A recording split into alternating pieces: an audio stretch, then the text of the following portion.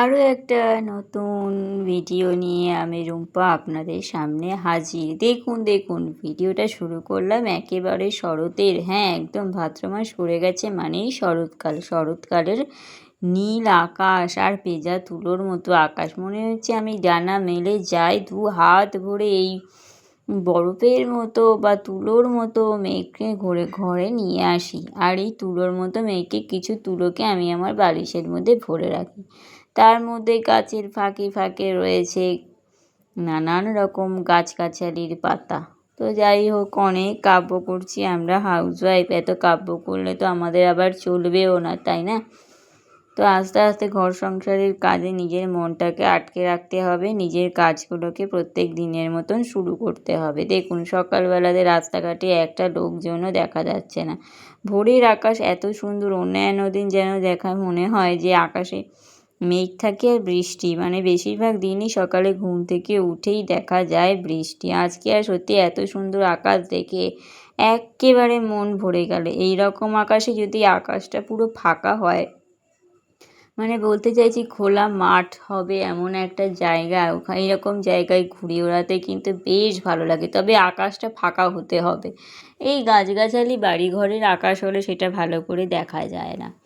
প্রত্যেক দিনের মতন আমি আমার নিত্যনৈমিত্তিক কাজ নিয়ে দিনটা শুরু করলাম। প্রথমটাই শুরু করি বিছানা গোছানো নিয়ে। এরপর ঘরের আলনাগুলো, ড্রেসিং টেবিল সব গোছানো, কারণ সারাদিনে একটা একটা করে জামা কাপড় নেওয়া হয় আর কোনো রকমে ঝুলিয়ে রাখা হয়। সারাদিনে ওই একটা বাড়ি ঠিকঠাক করে গুছিয়ে না রাখলে সত্যিই ভালো লাগে না। ঘর তো টিপটপ করে সকালবেলাতেই সাজিয়ে গুজিয়ে রাখতে হয়, তারপর না হয় আমাদের রান্নাবান্নার কাজে যাই। কিন্তু তার আগে তো ঘর তো ঠিকঠাক করে গুছিয়ে রাখি। যাদের যখন যেরকম কাচাকুচি থাকে, যাবতীয় যা কাজ থাকে সব একটা একটা করে করতে হয়। ড্রেসিং টেবিলের পর্দাটা সময় বিশেষে এমন সময় তোলা হয় আর নামানোর কথা মনে থাকে না। ঠিক সেই রকমই তাই যে কাঁথা আর চাদরটা রেগুলার গায়ে দিই, সেটা সপ্তাহে একদিন দুদিন ভালো করে যখন রোদ ওঠে তখন এই বারান্দাতেই মেলে দিই। বাইরে আর রোদে দিই না, কারণ এখনকার রোদের তো কোনো ঠিক আর ঠিকানা নেই। তাই যখন তখন বৃষ্টি চলে আসতে পারে বলি এই বাইরে টিনের চালেই দিয়ে দিই। আর এখানে দিলে জিনিসটা যথেষ্ট কাজ হয়ে যায়। তারপর চলে আসলাম পাশের ঘরের আলনাটা গোছাতে আর বিছানাটা ঝাড়তে। আগের দিনই বলেছিলাম দুটো ঘরের বিছানার চাদর তুলেছি, তো একটা চাদর কাচা হয়ে গেছে, আরও এখনও দুটো চাদর রেখে দিয়েছি, সেগুলো সময় মতন কেচে নেবো। যদিও আজকেও বেশ ওয়েদারটা ভালোই ছিল, কাচা যেত, কিন্তু যেহেতু বৃহস্পতিবার আজ পুজো দেওয়ার একটা চাপ থাকে, সেই জন্য আজকে আর কাচিনি, সময় মতন করে একদিন কেচে নেবো। আপনারা সবাই কেমন আছেন একটুখানি অবশ্যই জানাবেন। কারোর কমেন্ট তো একদমই দেখতে পাচ্ছি না। আপনাদের কমেন্ট না পেলে কি করে কাজের জোর, মনের জোরটা পাবো, তাই না? কাজ করতে করতে তো প্রায় 3.5 মাস হয়েই গেল। এখন তো আস্তে আস্তে আরও সামনের দিকে এগোতে হবে। আপনাদের সহযোগিতা, ভালোবাসা সবটার দরকার। তো রান্নাঘর বলবো না, দুটো ঘর, বারান্দা, ঠাকুর ঘর বলে কিছু নেই আমার। দুটো ঘর, বারান্দা, স্টোর রুম, উঠোন সবটাই ঝাড় দিতে দিতে প্লাস জল ঢালতে ঢালতে পাক্কা বলতে পারেন 45 মিনিট মতন লেগে যায়।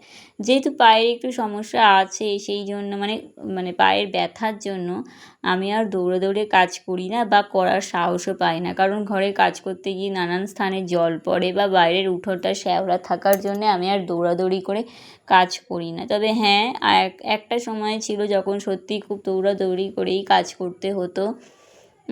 ভোর 5টা 5:30 থেকে উঠে এমনও দিন গেছে যে আরও আগে উঠেছি, একেবারে 3টে পর্যন্ত কন্টিনিউ কাজ করে যেতাম। তারপর গিয়ে হয়তো 1 ঘন্টা 1.5 ঘন্টার মতন শুতে পারতাম, তারপর আবারও সন্ধেবেলার কাজকর্ম শুরু হয়ে যেত। তো একটা একটা করে এবার রান্নাঘরের কাজগুলোও সারছি। গ্যাস টেবিল অবশ্যই সারাদিনে অনেকবারই মোছা হয়। সকালে ঘুম থেকে উঠে একবার মোছা হয়, রান্নার পরে একবার মোছা হয়, এইভাবে ভাতে ফ্যান পড়লে একবার মোছা হয়, এভাবে নানানভাবে অনেকবার করেই মোছা হয়।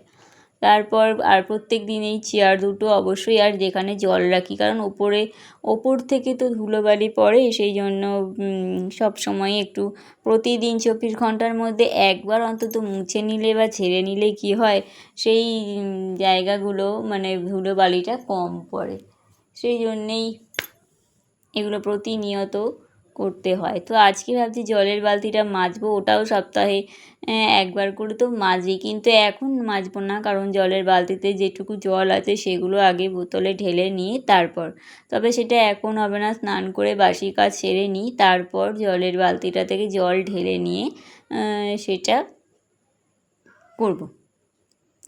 আর চলে আসলাম ঘর মুছতে। ঘর মোছা তো অবশ্যই, ওই যে বললাম সারাদিনে সব কাজই একবার করে করি, যেটা পারফেক্ট করতে হবে সেই মতনই সব কাজই একবার করে করি। তাছাড়া আমার ঘর খুব একটা নোংরা হয় না, ওই জন্যে একবার করে করলেই ঠিকঠাক মতন পরিষ্কার আর পরিচ্ছন্ন থাকে।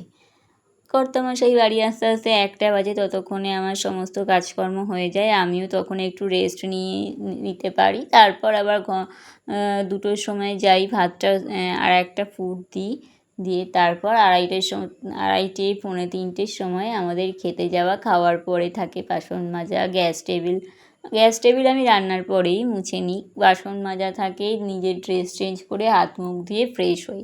এরপর সন্ধেবেলায় থাকে সন্ধে দেওয়া, চা করা, রুটি করা আর ডিনার করা, আর একটু ফোনের কাজ। অবশ্যই এটুকু বলতে পারি, সন্ধ্যের পুরো টাইমটা না, সন্ধ্যে বেশিরভাগ সময়টুকুই চেষ্টা করি ফোনের কাজটুকু করার, কারণ অনেক কিছু দেখার আছে, শেখার আছে। শুধু ভিডিও পোস্ট করেই গেলাম তাতে তো হবে না, অনেক কিছু দেখার আছে, অনেক আপডেট আসছে, সেগুলোকে বোঝার আছে, অনেক কাজকর্ম থাকে। আর যেহেতু বৃহস্পতিবার, সেই জন্যেই পাঁচালি পড়ে প্রত্যেক বৃহস্পতিবার আমি পাঁচালি বই পড়ে পুজো দিই। সেটা আপনারা তো যারা আমার ভিডিও দেখেন তারাও অবশ্যই জানেন, আজও ঠিক তাই করে নিলাম, পাঁচালি পড়ে।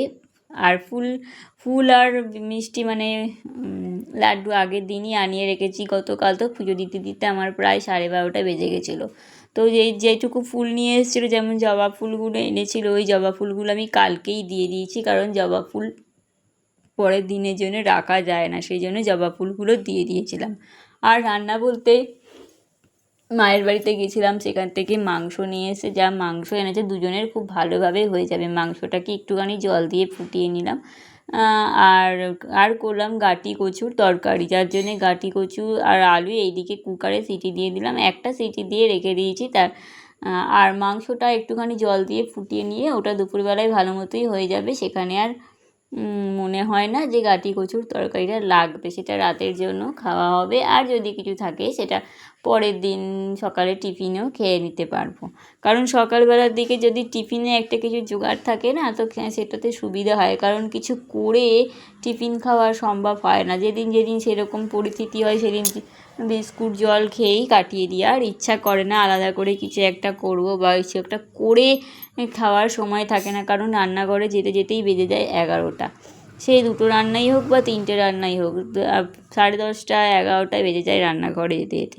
আর ওদিকে 12:30টা বেজে গেলে প্রচণ্ড গরম লাগে, 12:30 1টা করতে করতে অনেকটাই গরম লাগে, সেই জন্যেই যতটা চেষ্টা করি। তবে হ্যাঁ, ওই যে আমি যদি একটু দৌড়িয়ে দৌড়িয়ে কাজ করতে পারতাম তাহলে হয়তো হয়ে যেত, কিন্তু না, সেটা তো দৌড়াদৌড়ি তো করতে পারি না, সেই জন্যেই অনেকটা আমার সময় লাগে।